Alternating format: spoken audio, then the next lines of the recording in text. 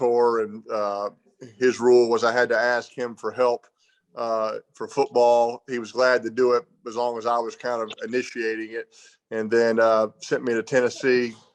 A guy named David Cutcliffe just had a big impact on me, teaching me so much about the quarterback position, getting me prepared for the NFL, and then so many coaches in Indianapolis and Denver. So that's kind of what I've thought about. You know, you think about your first year getting drafted, what an exciting time it is. And, you know, my rookie year was a struggle, but the things that I learned as a rookie had a big impact on me going forward in Indianapolis. And then, you know, obviously with my injury in 2011, that was kind of that was a pivotal time, you know, just kind of what my next step was going to be. And Denver, you know, took a chance on me. I'll never forget it, because there was a dicey time there where nobody quite sure, including me, knew what was going to happen, and ended up being a great place to go. Hey, thanks. Good seeing you at the All-Star game last night too. Thanks, pal. Good to see you, buddy. All right, Ben Swenson, and then Mike Chappelle. Hey, Peyton. I was just wondering how the speech writing process is going. Do you watch previous speeches, and do you kind of look to see maybe what other people have done, or are you just doing it all on your own? I've been to the ceremony, I want to say 3 times now. You know, for Bill Polian, Tony Dungy, Marvin Harrison, Pat Bowlen, Champ Bailey. So I've been to it. You know, it's obviously a great point of emphasis this year on the length of the speeches. And I hear there's been a great point of emphasis in years past. I don't think it's just been stressed very well. So they're saying there's like a blinking light at 6 minutes, maybe a little bell going off at 7 minutes, and then at 8 minutes they say that someone's going to come up and lead the applause to kind of end the speech. I look forward to seeing when they come up and lead the applause while Alan Faneca is still speaking, and just good luck getting him off the stage, or anybody that's an offensive lineman. It's probably tough to pull, but it is a limited amount of time. It's between 6 and 8 minutes. And the other inductees and I have kind of texted to each other about everybody trying to honor that, to be respectful of the person behind you, and wanting everybody to have the fair amount of time and not take up time. So I'm right there at 7 minutes and 50 seconds as we speak. Unfortunately, it's just not enough time to thank everybody. The good thing is for the past 5 years, either on a handwritten note or a phone call or in person, I've had a chance to thank the people personally. And so it's even though I won't get to repeat them all in the speech, there's certainly the thank yous are as heartfelt now as they were then. So I will be on time, and you know, hopefully be able to share how appreciative I am of the honor, and share how thankful I am for all the different people that have been a part of my football journey. Thank you. Thanks, Ben. Mike Chappelle, and then Bo Marchianti. Hey, Peyton, how you? Hey, Mike. The selecting Arch to present you was obviously a no-brainer, but just could you elaborate on why, and I guess what he's meant to you, and which is why you. Sure. Yeah, like I said, Mike, he never was my coach by any means, but he certainly had the greatest impact on my football life than anybody. You know, growing up around the game, I was 8 years old when he retired. He'd bring Cooper and I to Saturday morning practices. We got to go down there on the football field at the Superdome after games. So definitely grew up around football. My dad was always making a point to include us, to, you know, let us come to practice, took us to Hawaii for the Pro Bowl. That was important to him. And look, I had no idea I was going to end up having the same career, but it definitely had a big impact. And then when I started getting serious about playing high school football, I meant what I said. I had to ask him to come help us. But when I asked him, he was glad to do it. And he'd come over and kind of help organize workouts over at the high school with me and my wide receivers. And my dad always took a lot of credit. He thought I think during Cooper's high school career and my high school career, my dad felt like he mentored 5 all-state receivers at Newman School, right? He took pride in that because he knew how to coach the receivers on what a quarterback wanted. So, like I said, never was my coach, but always was my mentor. And so, you know, I can only think of about 2 or 3 games that he's missed since I was in high school or college, and in the NFL. Obviously, didn't go to all the road games, but watched every one of them. Bit his fingernails the entire time.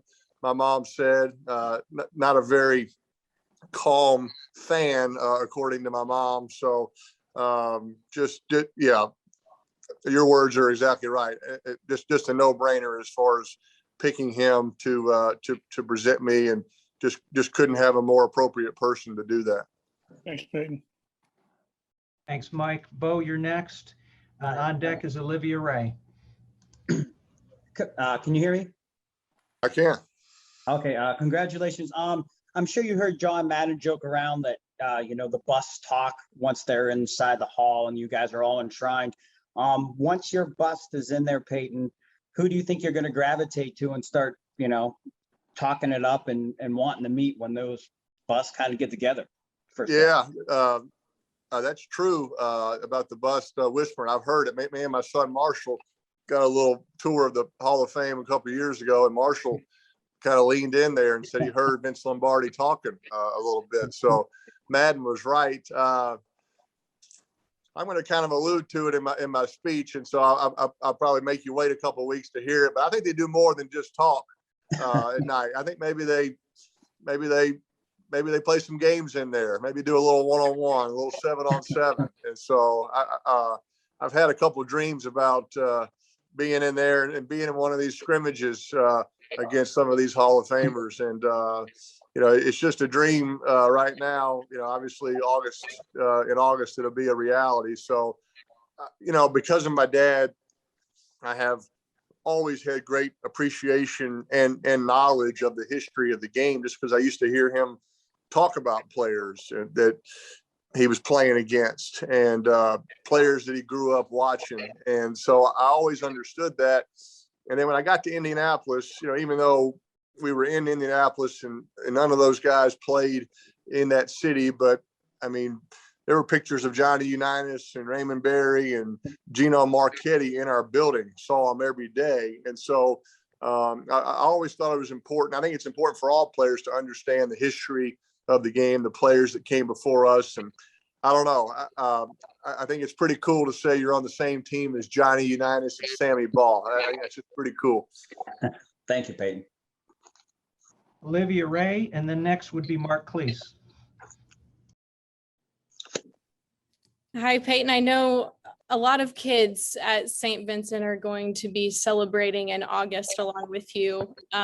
I've been speaking with them, and I wanted to know where your work with the Children's Hospital ranks among your many achievements here and why it's remained so important in your life here. Well, thanks for asking. No, it's certainly it's a team that I'm very proud to be a member of, and maybe the greatest form of teamwork I've ever witnessed. You know, watching these doctors and nurses and support staff work together to help these kids get healthy, to help their parents and family feel more at ease, and just been proud to have been associated with this team for so many years and still today. So, you know, I had great mentors. My dad was always a great community servant. Tony Dungy was always telling us on Tuesday on your off day, go out and do something and make Indianapolis a better place to live. Don't just be over here watching film all day. And so for me, you know, being a part of the Children's Hospital there was a great way to serve, and spent a lot of time over there visiting kids and families, and always, you know, it's a reminder there's a lot of people going through tough times right now. They need our prayers and need our support. So very proud of the association. And I think the nice thing about going into the Pro Football Hall of Fame is you go in and you take a lot of people with you. You take a lot of teams with you. You don't go in by yourself. And so, for me, taking Louisiana and Indiana and Tennessee and Colorado, all those people with me, that's important to me. Thanks, Olivia. Folks, we got a couple of mics open. If you could keep yourself muted unless you're addressing Peyton, that'll help everybody get clean audio. Mark, you're up, and then Brandon Christall. I think you were talking about me there. Peyton, first of all, congratulations on the Hall of Fame. Thank you, Mike. And then also a good job last night trying to get Otani to chase.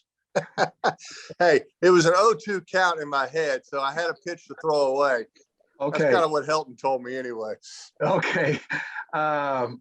Just looking forward here. The Broncos got this uncertainty at the top there with, ownership and the trust and everything. And I was just wondering if going forward, you would be interested in a role with the Broncos. Well, certainly, look, living in Denver, I'm very much a Broncos ambassador, fan, season ticket holder.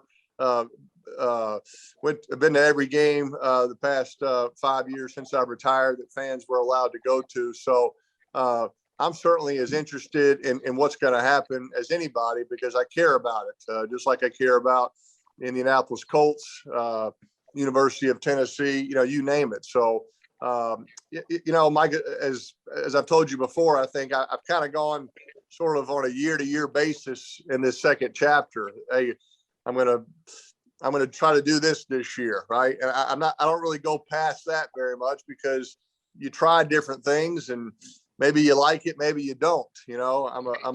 I never knew I'd be a game show host. I can promise you that. I mean, if you guessed that's what I was going to do after football a few years ago, you would have been crazy as far as I believe. So, look, being a part of the game is important to me. I've kind of found different ways to be involved with it, doing these things for ESPN, the Peyton's Places, the history of the game. That's been a blast.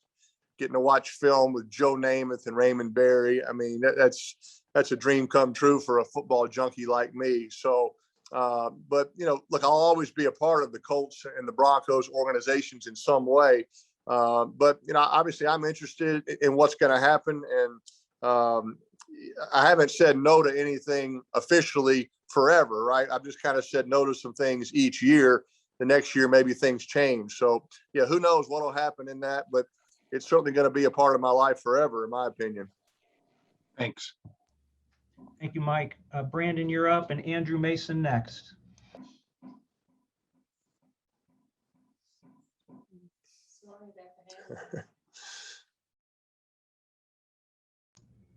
Brandon? All right, we'll come back to Brandon. Andrew, if you're ready. Yeah, I'm ready. Good to see you, Peyton. You're going to get that Hall of Fame ring later on this year. You're going to put on that jacket for the first time in a few weeks.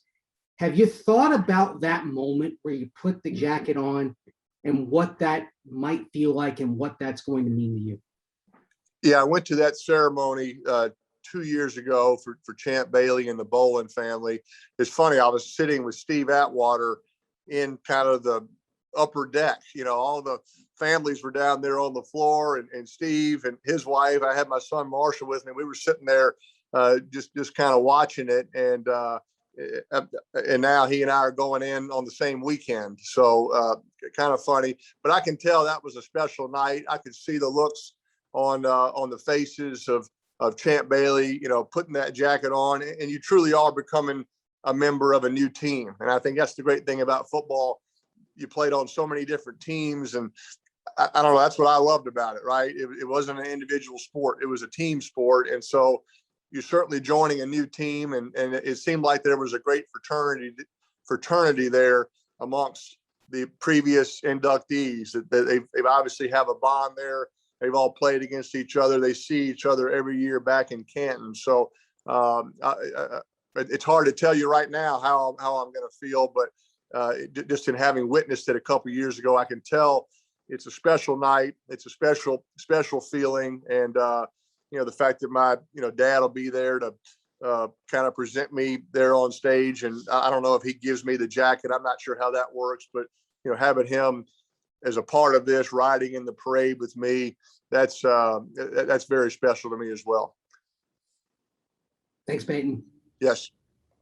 All right, we're going to come back to Brandon. He got his technical issue fixed, and then we'll go to Troy Rank.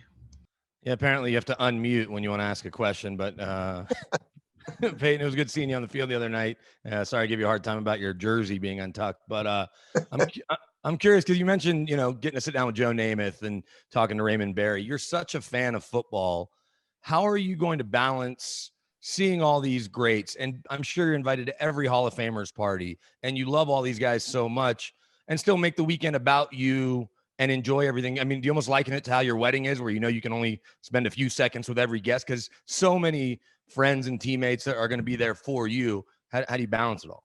Well, certainly it's a long weekend, going in Thursday for the game and then the Friday night ceremony. Saturday night, I will be very engaged in the ceremony because I have an old teammate, Edgerrin James, who's getting inducted on Saturday night, and going to his party on Saturday night because one of my favorite teammates of all time. And so there's probably something about pacing yourself throughout the weekend, but the majority of my friends are probably not coming in till Sunday for the actual ceremony, and then a Sunday night post enshrinement party. But look, it's hard to get together much anymore with old teammates because everybody's so spread out. Everybody's got kids, different things going on. So whether it's a 5-minute visit or a 3-hour visit, it's just a special bond that you have with your teammates, coaches, support staffs, high school teammates, your family.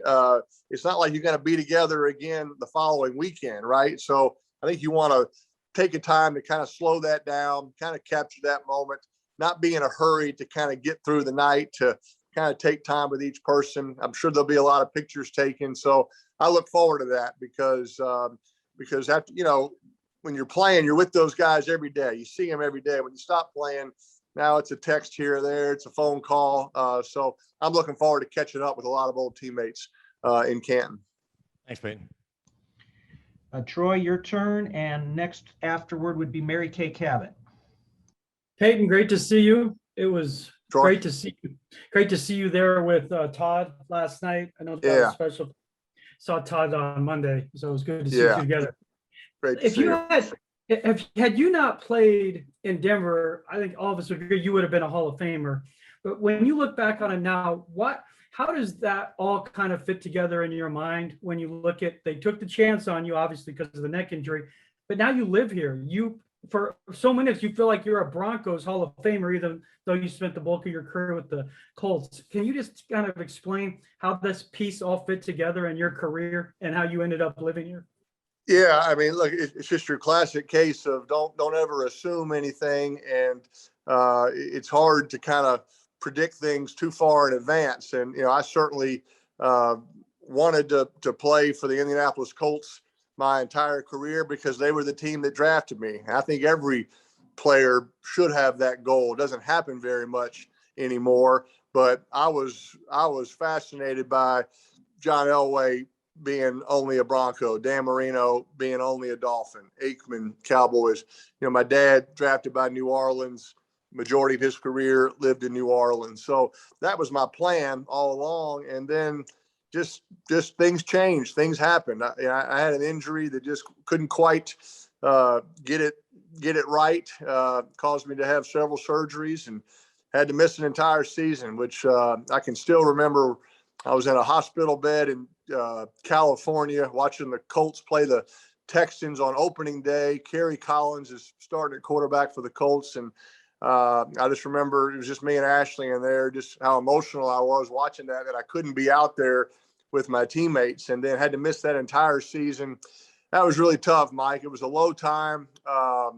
Ashley and I had kids, earlier that spring. Thank goodness. That was a blessing in disguise during a tough time. But, you know, as we kind of got later in the season, realizing the Colts were going to certainly have a high pick, I kind of began to become aware that it might not be in the cards for me to still be in Indianapolis. They might be looking in a different direction, and that's what they did. And Denver just welcomed me with open arms, Troy.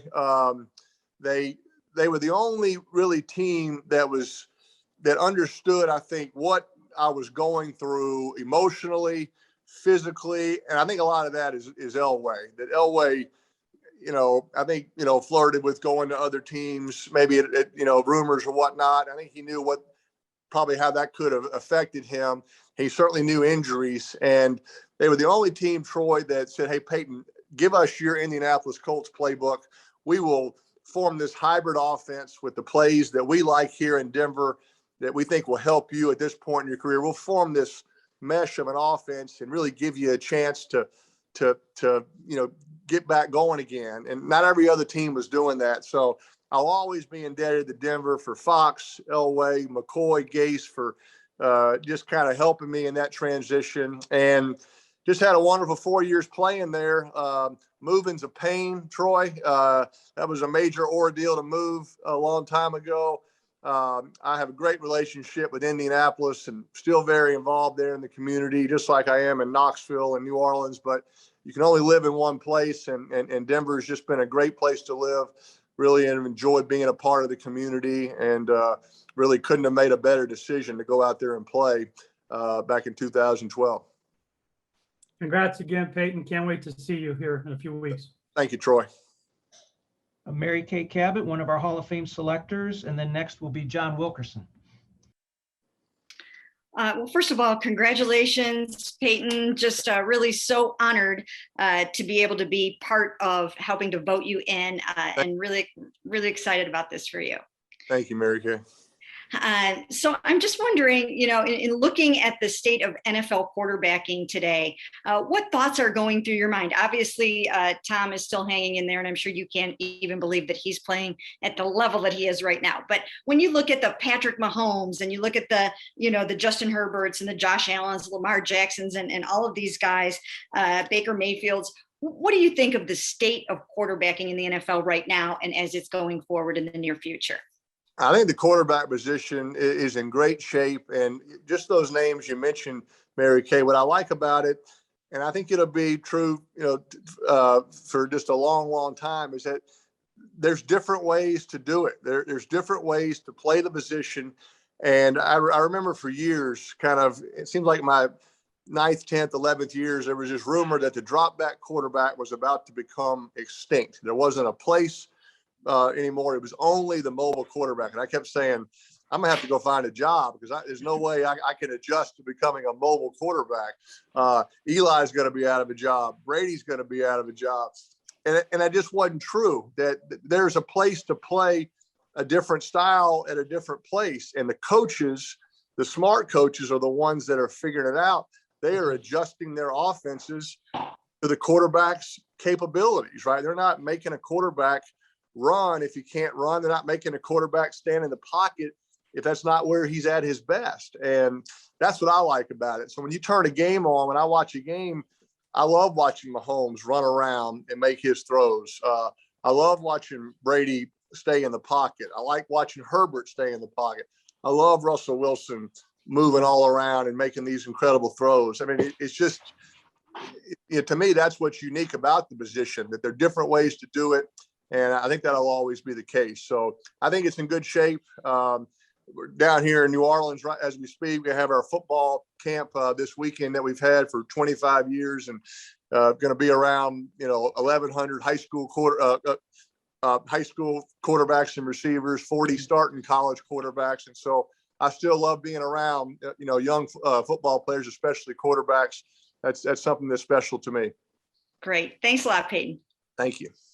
John Wilkerson and then Rick Russo. Peyton, congratulations. Very deserving of the honor. Can't wait to see you in Canton. Just wanting to know, what does it mean to you to be the 3rd Tennessee Volunteer and to be joining that roster that includes now Doug Adkins, Reggie White, and you? Yeah, no, very honored, John, to to join Reggie and Doug Atkins as University of Tennessee's Pro Football Hall of Famers.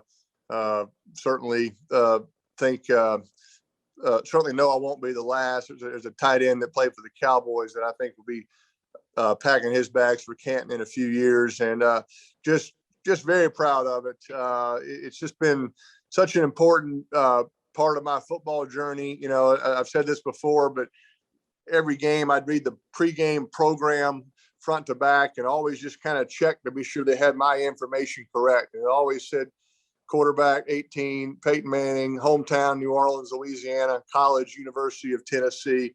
When they used to introduce you before the game, the announcer always said from the University of Tennessee, quarterback. So I felt like I was always carrying Tennessee with me and was always reminded that that's where I came from. And that was important to me, and always was a real bond, John, playing against Al Wilson or Peerless Price, Leonard Little, guys that I played with, Jason Witten, just a bond there in the University of Tennessee playing against these guys in the NFL. And I certainly am taking the University of Tennessee and Knoxville and the state of Tennessee into the Hall of Fame with me because they've been such an important part of my football life. Have my college buddies, Coach Cutcliffe, Coach Fulmer, Jim Haslam, all will be in Canton to celebrate with me, and Trey Teague, my old roommate. That's very special and important to me as well. Yeah, I figured Carmen will be along for the ride as well. Congratulations. I mean, Carmen has never missed a party with free booze and food, so I can promise you that. But going back to join Reggie and Doug Atkins, obviously they're legends, right? And I had a chance to spend time with Doug Atkins my senior year. I interviewed him for a school project. Had to do a lot of editing on some of the language, but I really enjoyed the day. And, Reggie, I didn't get to know as well because we just lost him way too soon, but what a great ambassador for Tennessee and so many things. And so really honored to join that group. Hey, Peyton, congratulations. Rick Russo here in Knoxville. Going back to that day at the stadium, Peyton, when your former coaches came out to surprise you with the news that you were going into the Hall of Fame, what did that mean to you, especially having Coach Cut and Phillip there as well, and what those two guys specifically meant to you back here at the University of Tennessee?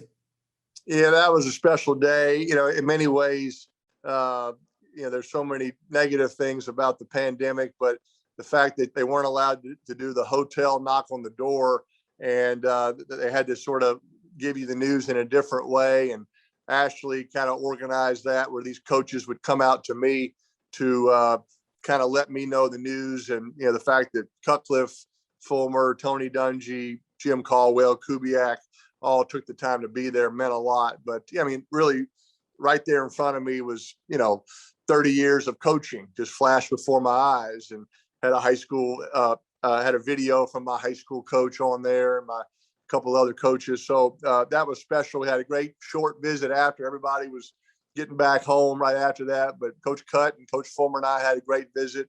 Look, that's where it all started for me in Knoxville. Both those guys recruited me to come to Tennessee, and everything they told me was going to happen happened. They coached me hard, and most importantly, they've been great friends of mine ever since 1994, and I'm very thankful for that. Thanks, man. Congratulations again. Thank you. Well, everybody, we want to thank you for participating with Peyton. We're going to end with one question left, and we're going to let that be asked by Brooke Pryor of ESPN. And I want to remind everybody that Commissioner Paul Tagliabue was a late addition to the original Wednesday lineup, and his session is starting momentarily. So if you want to join that one as well, that link is also on the Pro Football Hall of Fame website. So Brooke, if you'll bring us home here. No pressure. Peyton, you went up against another Hall of Famer in this class pretty often, or at least a couple times, in Troy Polamalu. And I wanted to ask, what is it about him as a safety that was just so frustrating for quarterbacks when you saw him, when you're watching film the week before, to know what you're about to get into with Troy? Yeah, I mean, just a incredible athlete, unbelievable range. I mean, just one of those guys like a Junior Seau, like an Ed Reed. You always knew where he was every play. I mean, or at least you were told, be sure you try to find where he's going to be, and because he could be down to your right, he could flip from the right to the left right before the snap in a heartbeat. Unbelievable instincts. You know, defensive coaches want you to do a certain thing, right? You're supposed to be in this position. That's the way the defense is set up. Well, with Troy, that was kind of out the window because even though he was supposed to be here, he could tell the ball was going over there, and ends up over there. I'm like, no, he's not supposed to be there. That's not the way the defense is supposed to be played. And you know, Dick LeBeau just let him do his thing because of his instincts. Could catch, could run, could cover, could hit. You know, he and Ed Reed were just the two, like you said, most unique safeties because of their range, because of their playmaking abilities.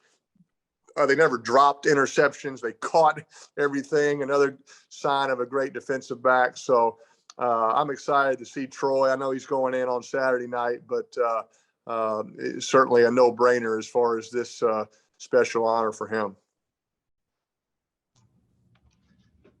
Thanks, Brooke. And thank you, Peyton, for your time. Very appreciative of you being in today and taking these questions and providing such great answers. And we are really looking forward to seeing you and Ashley and Archie and the entire Manning family and all the people you talked about bringing with you to represent 3 weeks and 1 day from today. So I can't wait to see you in Canton to honor you and the rest of the class of 2021. Thank you very much. Thank you all very much. See you, yeah, Troy. Joe Rutter with the Pittsburgh Trib. You know, what's this mean to you, having so many other Steelers representation there this weekend among both classes, and do you expect to see a lot of fans there as well? It means everything to me. More significantly for me, I think in particular because it what helps define my career. I've been surrounded by a lot of Hall of Fame people in my life. Obviously being drafted by a Hall of Fame coach, having played with already 2 Hall of Fame football players, and having them as teammates, one of them being my locker partner. So to me, it's an indication really of my career, as well as that I've been surrounded by, throughout all periods of my life, Hall of Fame people. And I've been very grateful for that. Thank you, Joe. Brooke Pryor. Hey, Troy, Brooke Pryor with ESPN. You just mentioned being drafted by a Hall of Fame coach. What does it mean, and how maybe extra special is it to be inducted with the guy who drafted you, the coach who drafted you, and how is your relationship with Coach Cowher kind of evolved from the time that you were a player, he was your coach, to now where you are today?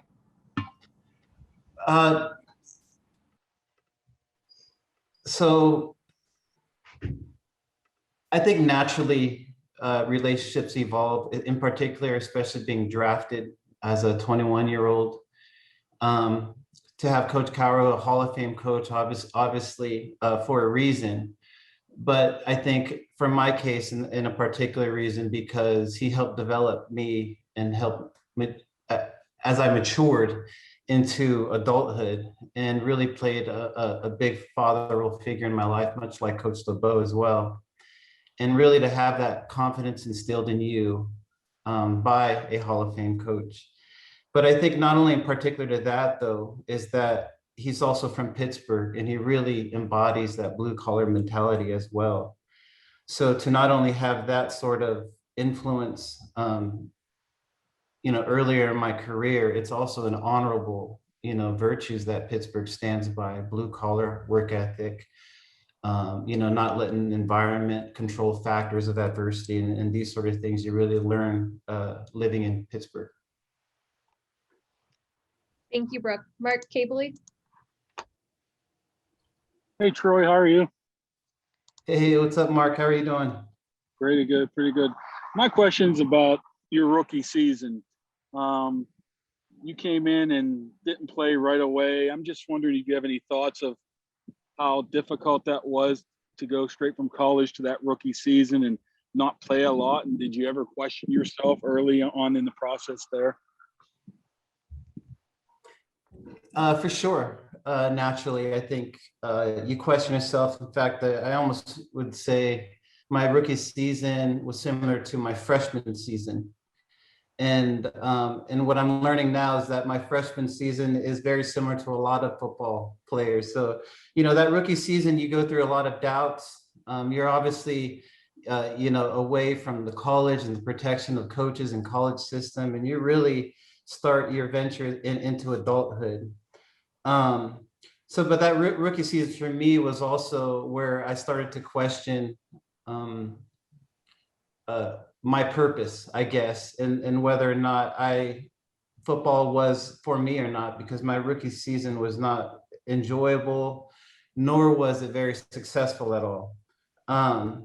So it actually, at that post rookie season, is where I kind of, had a real conversation with myself that was like, listen, man, either you're going to go all in on this or all out, because if you're not all in on this, then there may not be a career. So for me, that rookie season was extremely humbling, humiliating, but yet much needed in my life, not only as a football player, but just as a person, as a husband, as a father. And I'm appreciative of that adversity. Thank you, Mark. Albie Oxenrider.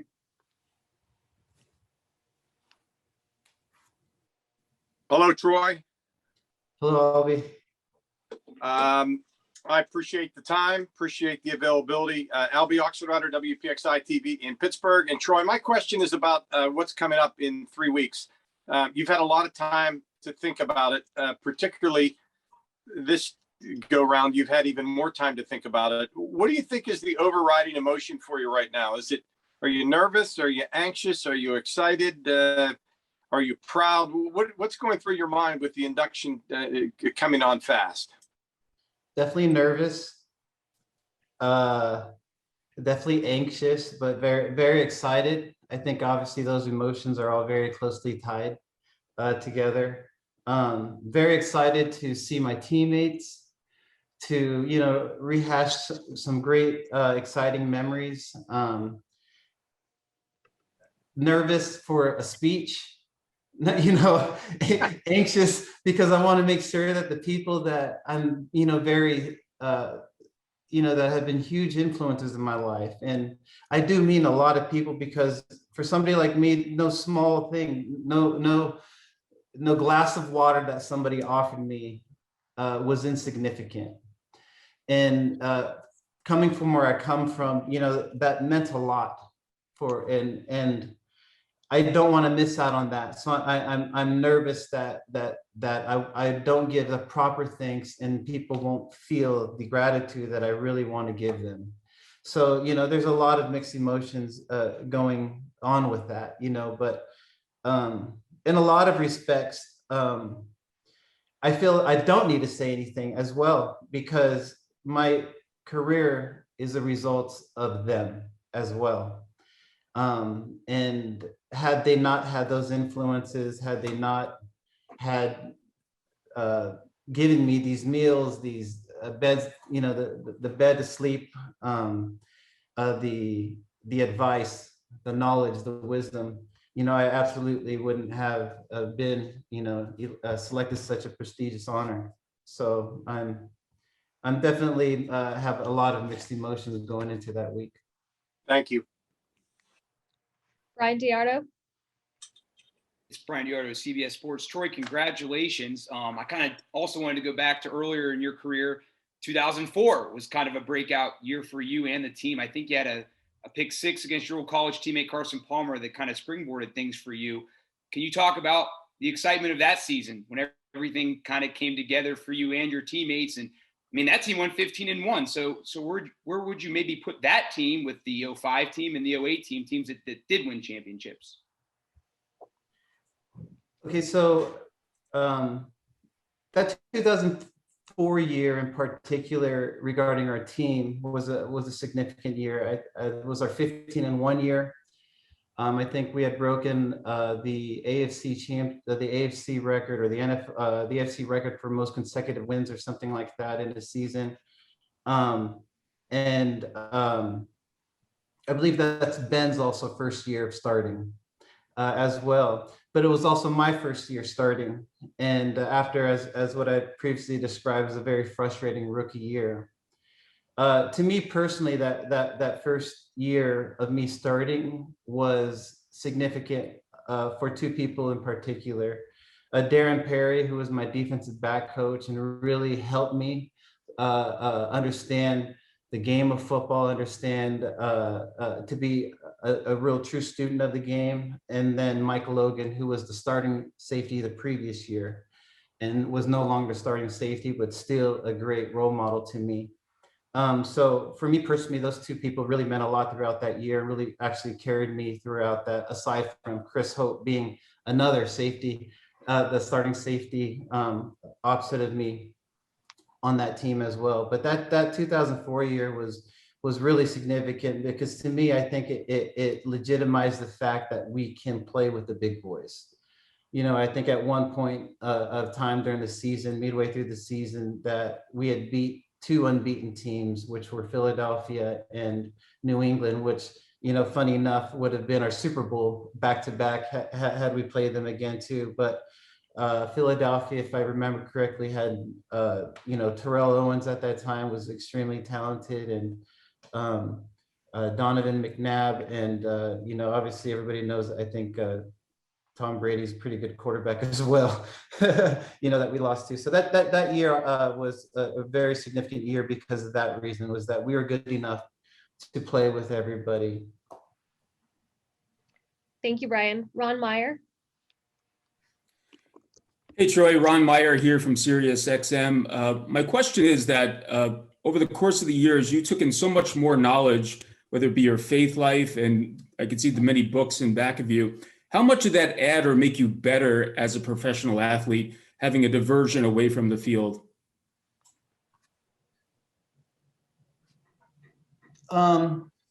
So, you know, I don't know if necessarily knowledge accrued outside of football is a diversion away from the field, as much as, to me, it's just accruing knowledge as a part of life, and maybe football being a part of that as well. So I guess to answer your question, it was more or less about trying to balance of where football belonged in my life. I guess I realized at a very young age that football wasn't going to be a part of my life, my whole life, you know, be my whole life, my entire life. So I really wanted to balance that. Faith is something that was very important to me at a very young age. And that, without a doubt, is what balanced that for me. Thank you. Mel. Hi, Troy. Mel with the 216 Sports Network. First off, it's an honor. I have a serious question. My wife is Samoan, and my children, my nephews, as you can see, are Samoan as well. So what advice would you give them or any other young child about, you know, being where you want to be and succeeding as far as, you know, being a player and, you know, whatever sport you choose?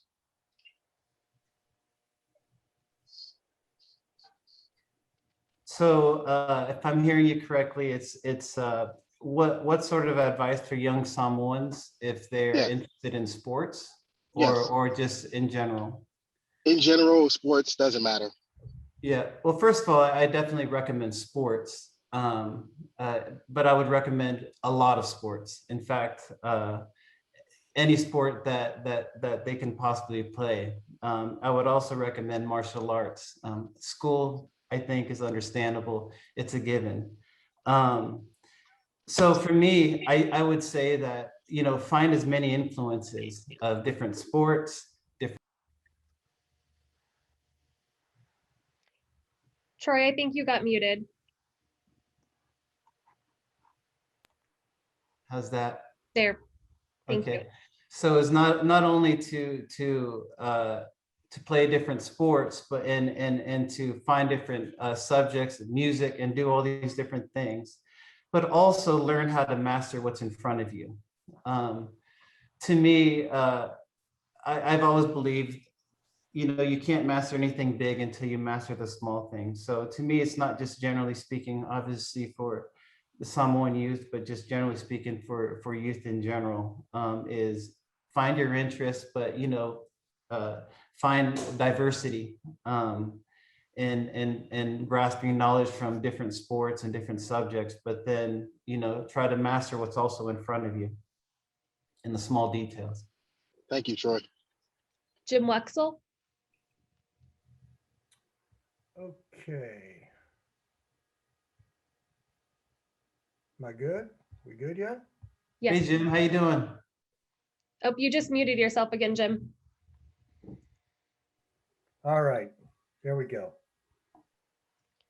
You there, Troy? How you doing, Jim? Good, all right. I hope the family's good.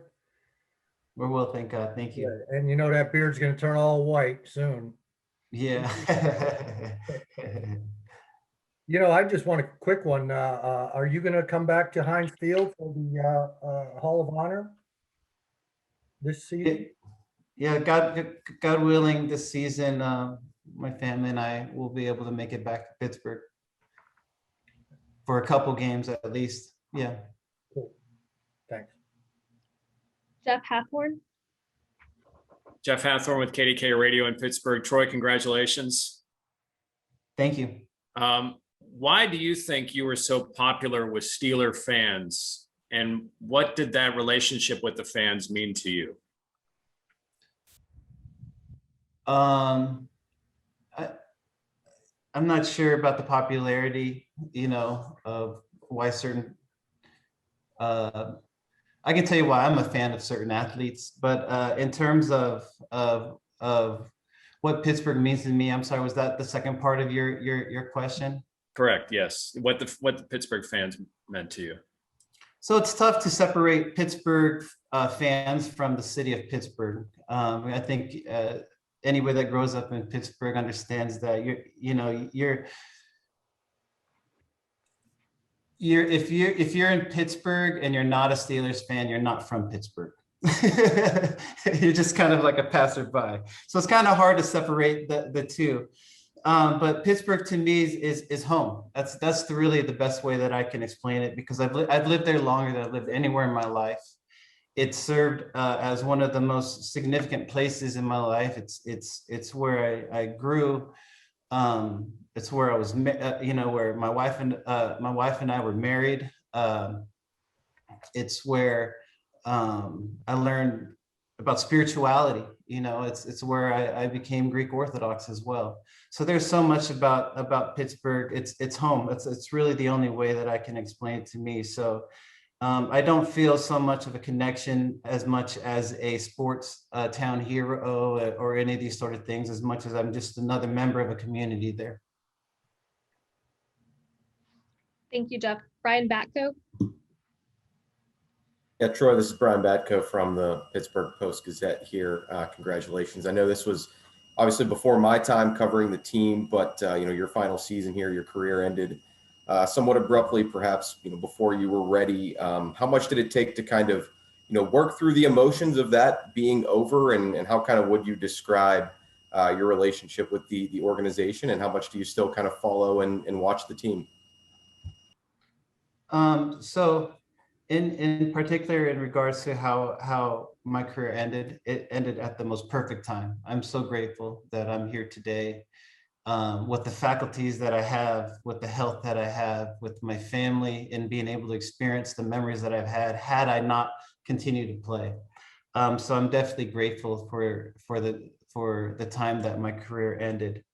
In terms of the relationship since, I've had a great relationship. To be honest, I went out to dinner several times with Mr. Rooney whenever they come out to LA and Mrs. Rooney. So I'm still close with the family and many of the owners. I don't make it out to Pittsburgh much because my kids are deeply involved in sports. And But so my relationship with the organization has been great. In terms of how much I follow the organization, that I haven't done a very good job of. And that's where I actually rely heavily upon, teammates like Ike and Ryan, who are still really, tied to the game and say, hey, is this guy as good as they say he is? It's like, oh yeah, he's legit.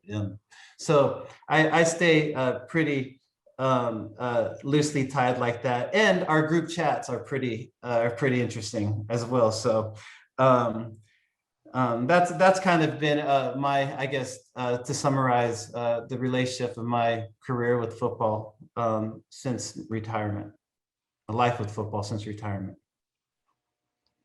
Thank you, Brian. We have time for a few more questions. Mike Moore. Hey Troy, how you doing, man? Congratulations on everything. Hey, thank you. Man, I got a question about it's one particular game, man. It's kind of amazing me to even to be able to ask you this question and for you possibly what's going on in your mind. It was 2013, and you guys were you were playing the Titans, right? I believe you guys were up 19-3. They were within inches of scoring. Now you physically jumped before the ball was snapped, but did not come in contact with any of the linemen. Jumped over all of them, and then as the ball is being snapped, almost simultaneously, Superman tackled Kerry Collins. So in my mind, I'm like, man, did he even know the snap count? Or what was going through your mind that made you jump at that particular time in order to make that play?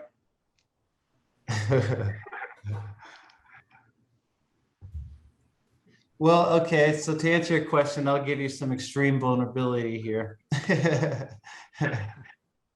What's funny is they were in a hurry huddle. And we had called a cover two, which was a cover two, on like the 2-yard line, was pretty much just man to man with the corners. I'm not going to be deep half over the corner. So then I also thought to myself that had I did jump off sides, what's first and, go from the 2 versus first and goal from the 1, it's not going to be that much different as well. So I kind of, I guess, took a calculated risk there. And thank God it ended up working out well.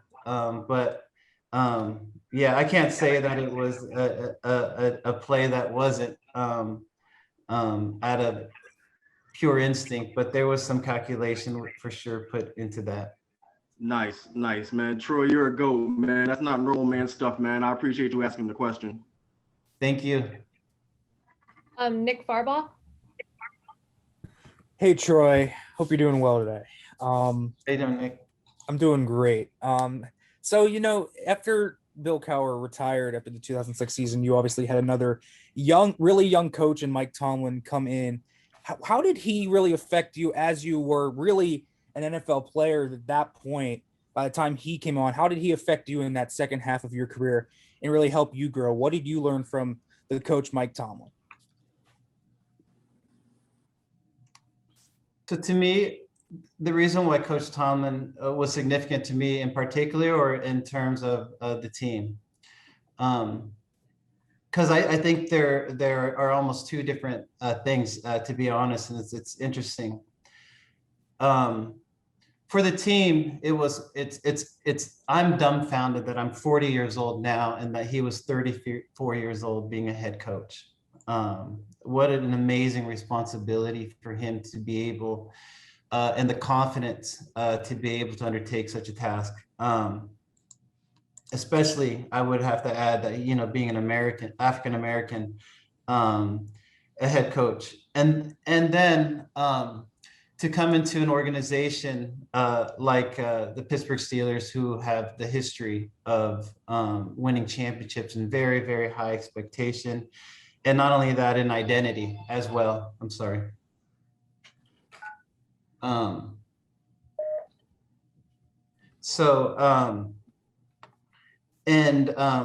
To me, I thought it was really great to see how he was able to really enforce his way Even though I meant there were several players that were older than him, but definitely players that had already figured out a way to have success. And for him to mold that to his own identity, not having the experience of being a head coach, to me was very special and significant. Personally for me and him to interact is he allowed me to be me. It's funny he would always joke around. It's like, man, you football players from Southern California, I always have something different about you guys. It's always something going on about you Trojans. But for Coach Tomlin, it was very special for him because in a lot of ways he was the same, another father figure to me, but he allowed me to be me. And that was very special to me. He allowed me to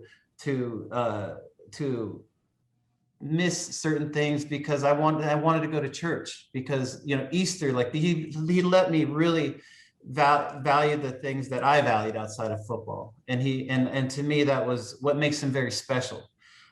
So in both ways, to me, he was and is a future Hall of Fame coach. Thanks, Troy. Congrats. Thank you. We have one last question from Elise Robinson. Hi, Troy. Congratulations. I am Elise from Sports and Culture. So my question real quick, just of your 12 seasons, which one was your best and your favorite and why? Oh, wow.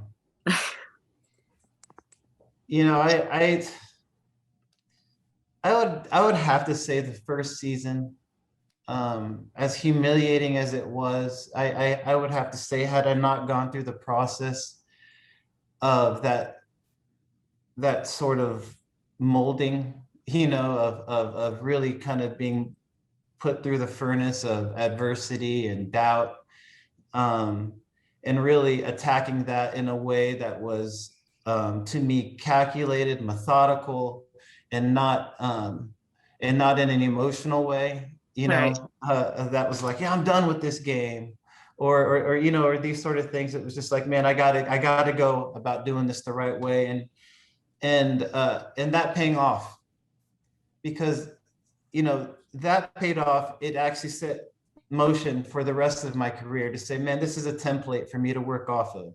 This chicken breast, broccoli, and olive oil, diet. Maybe I can get, add some other things into there. But to me, that's what really set the template for how I started to view seasons beyond that. Thank you so much. Thank you.